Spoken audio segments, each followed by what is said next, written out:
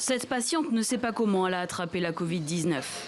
À 86 ans, elle est soignée dans cette clinique des Alpes-Maritimes.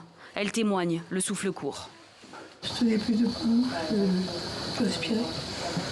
Les Alpes-Maritimes font partie des départements où le virus circule très activement.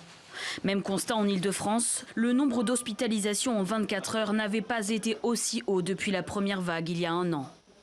Notre discussion il y a à peine une heure, c'était la programmation pour lundi prochain de la fermeture de la moitié des blocs opératoires pour pouvoir récupérer à la fois de l'espace.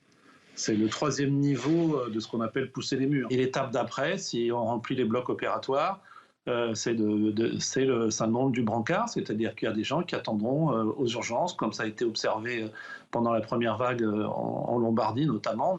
Selon l'Agence régionale de santé en Île-de-France, 1348 malades sont actuellement en soins critiques. Elle estime qu'ils seront plus de 1500 d'ici la fin de la semaine, pour 1000 places en temps normal. Pour pouvoir les prendre en charge, 40% des opérations ont été déprogrammées depuis le 8 mars. Cela pourrait bientôt atteindre 80%.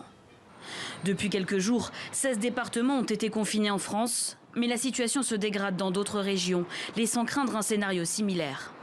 Partout sur le territoire, l'épidémie s'accélère. Dans certains territoires, elle augmente même très fortement.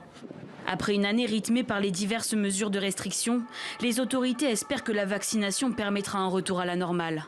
Mais cela prend du temps. Pour gagner cette course contre la montre, 38 grands centres de vaccination vont être déployés en France. L'objectif est d'arriver à vacciner 30 millions de personnes d'ici à l'été, pour peut-être enfin voir le bout du tunnel.